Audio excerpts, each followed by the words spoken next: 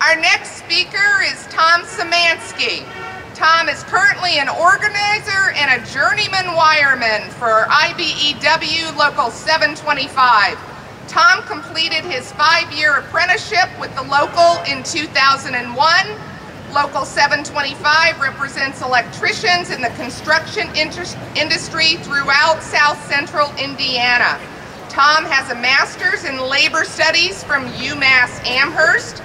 He completed an internship with Region 25 of the NLRB in Indianapolis as a field examiner and has worked for AFSCME Council 31 as a staff representative. Tom's a member of Jobs with Justice. He writes a column for the Bloomington Alternative, and he fights for social justice whenever and wherever he can. And we're very happy he's here with us today. Please welcome Tom Szymanski. Good morning. Good morning. Glad to see such a great turnout on such an important issue affecting all of us. As mentioned, I am with the IBEW Local 725, based in Terre Haute, Indiana, the home of legendary labor leader Eugene V. Debs. And I can stand here and probably say with confidence that Eugene V. Debs would have been an advocate today and a strong leader pushing for HR 76, single-payer health insurance in America. I'm proud to say also that our local union has passed a resolution to endorse HR 676. Our members knew that this is the right thing to do. It's something that they know that affects others and not just themselves. As a local union with the IBEW, we are fortunate to have health insurance. But in the same token, we understand that there's other people out there who are affected by lack of health insurance coverage and lack of adequate health insurance coverage.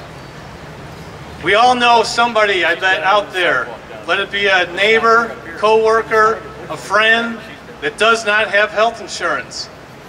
What do these people do when they get sick or injured? Where do they go? A lot of times they go without care and have to suffer through the consequences of being sick and injured.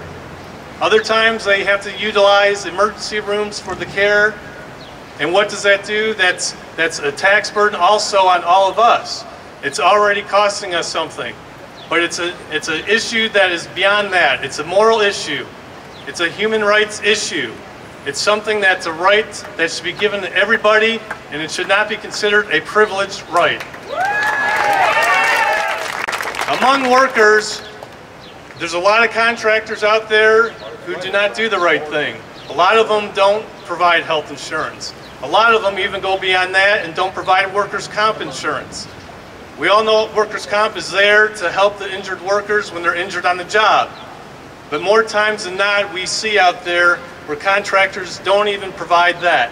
So what do these workers do when they get injured? They're not covered by workers' comp. They don't have health insurance. Where do they go? Where do they go? It's a sad state. One of the things under HR 676 is something called portability. And that's where no matter where you're going to be working, you're going to have health insurance. And right now, with us as a local union and among all the building trades, we have something called portability under multi-employer plans. So our members, no matter which contractor they work for, that insurance covers them. And that's something that is beneficial to the workers who just want to change jobs, get laid off, and take a job somewhere else. That's a system that we have worked with for over 75 years. The guys can work locally with different employers. They can go to different employers across the state. They can go across the country. And they will always have health insurance. So when you hear some critics out there say it wouldn't work and portability is a complicated issue, it's not. We've already experienced it and almost perfected it, where portability is something that we need to provide and need to push under 676.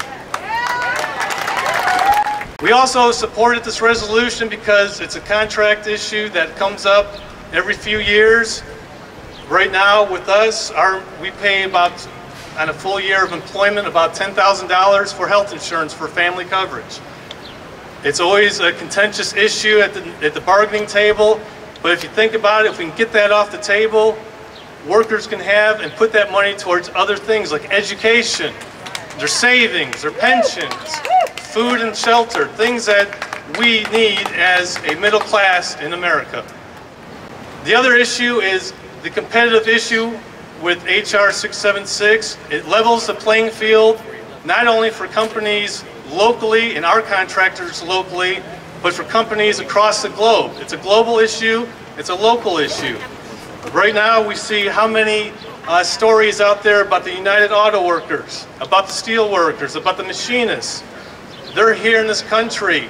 They've got health insurance, but those companies have to pay for that. They have to provide that. That's a good thing that they're doing. But in the same token, globally, every other industrialized nation in this world provides health care, and that makes it unfair for us to compete.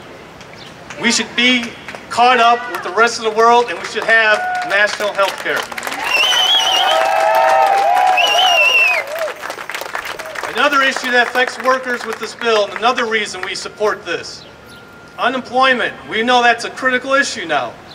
What do we do when guys are unemployed for so long, for over 18 months? There's no recourse, there's no safety net for them to have health insurance. Sure, they could pay for COBRA, but we know what COBRA is. You're basically paying the full cost of health insurance, and for us it's probably about $700 a month. Now when you're on unemployment, you don't have any income, you have to choose between health care, getting your kids to school, making that payment for housing. It's something that we need to address as a country, and that's another area where we just need to address to make sure that workers don't get left behind and fall through the cracks and suffer the consequences when others out there have health insurance, like some of our local and elected leaders who never have to suffer the consequences that workers have to suffer through.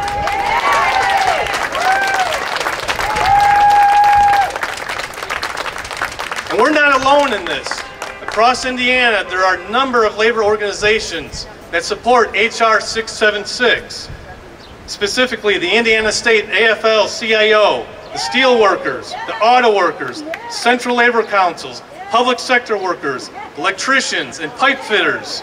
And even the city of Bloomington has endorsed HR 676.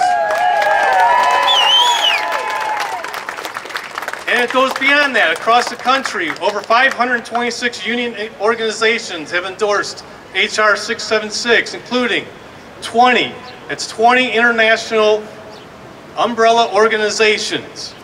And that includes the AFL-CIO, the steel workers, the auto workers, the teachers of the AFT and the NEA, longshoremen, letter carriers, machinists, pipe fitters, nurses, sheet metal workers, service workers, public sector workers. These are groups that represent over millions and millions of workers. They're doing the right thing because they know it's the right thing, and we need to make a change. We need to stop the bleeding. We need to stop the bleeding physically. We need to stop the bleeding emotionally, and we need to stop the bleeding economically.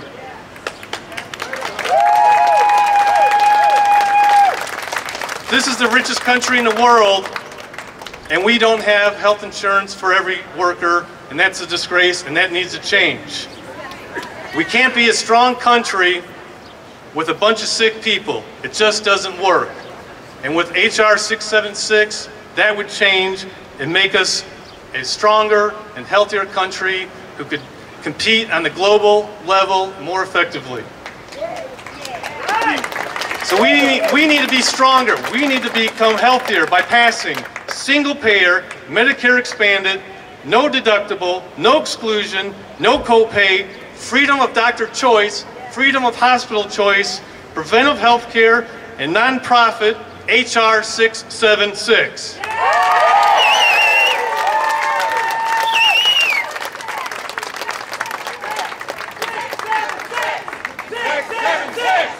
676! 676! Frederick Douglass once said, "Power concedes nothing without a demand. It never did, and it never will.